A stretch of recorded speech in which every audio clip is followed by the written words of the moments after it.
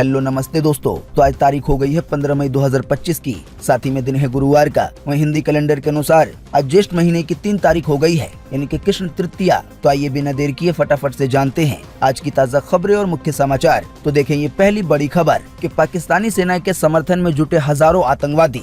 अभी हाल ही में कराची में एक बहुत बड़ी रैली निकाली गई। बुलेट प्रूफ गिलास के पीछे खड़े होकर भारत विरोधी भाषण दिए गए। वहीं जानकारी के मुताबिक इस रैली में कई कट्टरपंथी मौलाना भी शामिल हुए। इसी बीच कट्टरपंथी मुफ्ती तारिक मसूद ने कहा कि पाकिस्तान के गद्दार पाक आर्मी को सेकुलर कहते हैं। हालांकि इस युद्ध को जीतने के बाद ये तय हो गया है कि हमारी सेना सेकुलर नहीं है, ये एक ऐसी सेना है जो शहादत यानी कि बलिदान का जुनून रखती है और इस्लाम के नाम पर, अल्लाह के नाम पर अपनी जान कुर्बान कर देती है। कुल मिलाकर आसान शब्दों में कहें तो पाकिस्तान में इस बात का ढिंढोरा बड़े जोरों शोर से पीटा जा रहा है कि अभी हाल ही में जो संघर्ष हुआ और जो सीज फायर हुआ तो इसमें पाकिस्तान जीत गया है। देखें पाकिस्तान को लेकर एक और बड़ी खबर आ रही है कि IMF ने पाकिस्तान को 7 दिनों के अंदर दूसरा कर्ज दिया। लोन के तहत 8,400 करोड़ की किस्त की गई जारी। हालांकि आपको बता दें इंडिया इसके खिलाफ है, इसके बावजूद भी ऐसा हुआ है। देखें इसी कड़ी में एक और खबर के सरकार ने बताया भारतीय एयर डिफेंस ने पाकिस्तान के हथियार नष्ट किए। नई जानकारी में पता चला है कि पाकिस्तान ने चाइना और तुर्की के मिसाइल इस्तेमाल किए थे। हालांकि अब इसी के बीच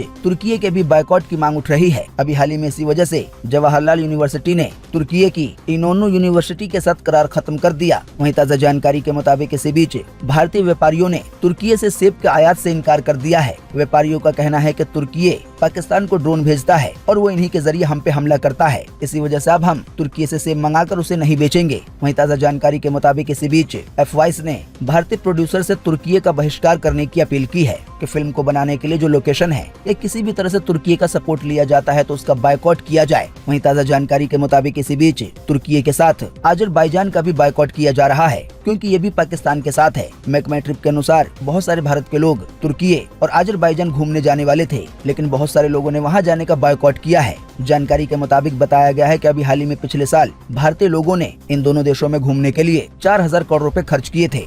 देखें इसी बीच ये बड़ी खबर कि पाकिस्तान ने BSF के अगवा जवान को छोड़ा। DGMO लेवल की बातचीत के बाद की गई रिहाई। अटारी वाघा बॉर्डर द्वारा उनको रिहा किया गया है। इस भारतीय जवान का नाम पूनम कुमार है। वहीं जवान के लौटने के बाद उनकी पत्नी रजनी ने कहा है कि मोदी जी हैं तो सब कुछ मुमकिन है। देखें अगली खबर के 2025 के मिड तक यानी कि छठे महीने तक पूरे देश में मिलेगी ई-पासपोर्ट की सुविधा। जाली पासपोर्ट बनाना लगभग नामुमकिन हो जाएगा। हालांकि इसी बीच कई लोगों के मन में ये सवाल आ रहा है कि अभी इस समय जिन लोगों का पासपोर्ट बना हुआ है तो क्या उन लोगों को भी नया पासपोर्ट बनवाना होगा? तो इसका जवाब है नहीं। यानी कि अभी जिनके पास पासपोर्ट है उसमें जो एक्सपायरी की डेट है उस समय तक पुराने वाले पासपोर्ट भी वैध रहेंगे। हालांकि जो नया वाला पासपोर्ट आएगा वो इलेक्ट्रॉनिक पासपोर्ट होगा, उसमें एक चिप भी लगी होगी। देखें अगली खबर के राजस्थान से 148 बांग्लादेशी घुसपैठियों को डिपोर्ट किया गया। ये लोग पहचान छुपाकर अलग अलग जिलों में रह रहे थे। अब देखें अगली बड़ी खबर के हॉस्पिटल में एडमिट पवनदीप ने गाया गाना कि तू जहाँ जहाँ रहेगा तेरा साया साथ होगा। शायद आपको पता होगा अभी हाल ही में 9 दिन पहले पवनदीप का भयंकर वाला एक्सीडेंट हुआ था। हालांकि वीडियो वगैरह आने के बाद अब उनकी हालत पहले से अच्छी लग रही है।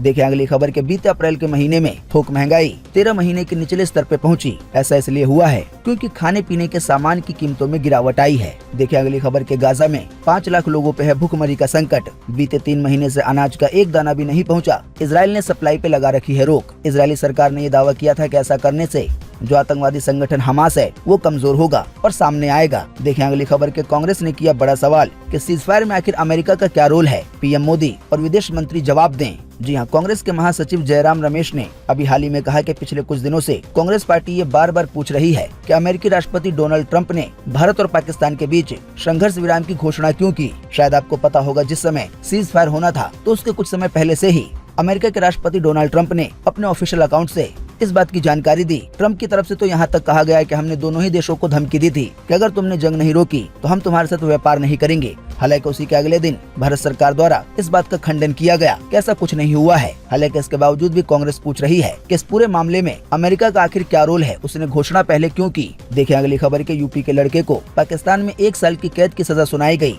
जानकारी के मुताबिक लड़के का नाम बादल बाबू है। सोशल मीडिया के जरिए इसकी दोस्ती एक पाकिस्तानी लड़की से हो गई और ये उसके प्यार में पड़कर पाकिस्तान अवैध तरीके से चला गया। हालांकि वहीं इसी बीच जब लड़की को बुलाकर इसके बारे में पूछा गया तो उसने शादी करने से इनकार कर दिया। हालांकि बादल बाबू ने अपना धर्म भी बदल लिया था, इस्लाम भी कबूल कर लिया था। तो ताज़ा जानकारी के मुताबिक अभी हाल ही में बादल बाबू को पाकिस्तान की कोर्ट ने 1 साल की कैद की सजा सुनाई है। देखें अगली खबर के एमपी के मंत्री विजय शाह पर अब FIR हो गई है दर्ज। हाई कोर्ट के आदेश के बाद इंदौर में ये केस दर्ज हुआ है। विजय शाह ने कर्नल सोफिया पर आपत्तिजनक बयान दिया था। मंत्री विजय शाह के इस बयान के बाद बीजेपी द्वारा भी फटकार लगाई गई, उन पे कई तरह के एक्शन लिए गए। हालांकि अभी वो इस्तीफा नहीं देंगे। देखें इसी कड़ी में एक और ऐसी ही खबर कि ऑपरेशन सिंदूर पर टिप्पणी करने वाले प्रोफेसर पे जल्द दायर होगी FIR। प्रोफेसर का नाम अली खान महमूदाबाद है। सीज फायर को लेकर इंडिया ने जो पाकिस्तान पे जवाबी हमला किया, तो इन सभी मामलों पर प्रोफेसर साहब ने कई तरह की टिप्पणियां की और उल्टे सीधे शब्दों का इस्तेमाल किया इंडिया के खिलाफ। देखें अगली खबर के नीरज चोपड़ा को टेरिटोरियल आर्मी में लेफ्टिनेंट कर्नल बनाया गया।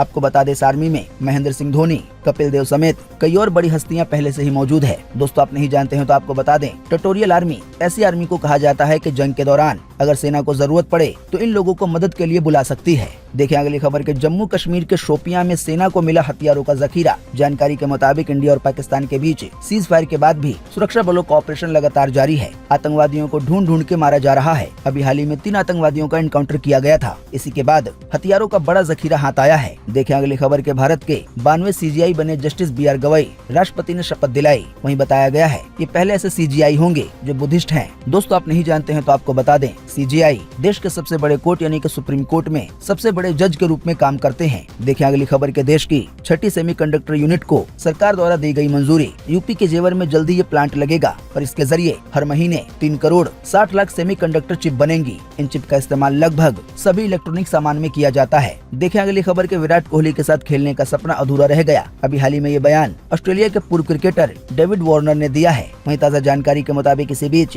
गीतकार जावेद अख्तर ने कहा है कि विराट कोहली के जल्दी संन्यास लेने की वजह से निराश हूँ। शायद आपको पता होगा अभी हाल ही में विराट कोहली ने टेस्ट क्रिकेट से संन्यास ले लिया है। देखें अगली खबर के सूरत की 23 वर्षीय टीचर को मिली गर्भपात की अनुमति यानी कि बच्चा गिराने की परमिशन। इन शॉर्ट में कहें तो पूरा मामला ये है कि 23 वर्षीय टीचर एक 13 साल के छात्र को लेकर भाग गई थी। बाद में उसने बताया कि उसके पेट के अंदर उस 13 साल के लड़के का बच्चा है, कि उसको बच्चा गिराने की परमिशन मिल गई है। हालांकि जो उसने गुनाह किया है उसको उसकी सजा मिलेगी। देखें अगली खबर के माइक्रोसॉफ्ट कंपनी 6800 कर्मचारियों को नौकरी से निकालेगी। वहीं आपको बताते चलें कि अभी हाल ही में बीते जनवरी के महीने में मेटा ने भी यानी कि फेसबुक वाली कंपनी ने 3600 लोगों को नौकरी से निकाला था। देखें अगली खबर के ट्रंप और कतर के बीच 100 लाख करोड़ की डील हुई। कतर 210 मेड इन अमेरिका विमान खरीदेगा। देखें अगली खबर के कनाडा की पहली हिंदू विदेश मंत्री बनी अनीता आनंद, गीता पे हाथ रख के शपथ ली। देखें अगली खबर के बिजली कर्मियों का वर्क टू रूल आंदोलन हो गया है शुरू। निजीकरण के खिलाफ पूरे यूपी में अभी हाल ही में विरोध सभाएं की गयी। दोस्तों इन शॉर्ट में कहें तो यूपी में कई ऐसी बिजली कंपनियां हैं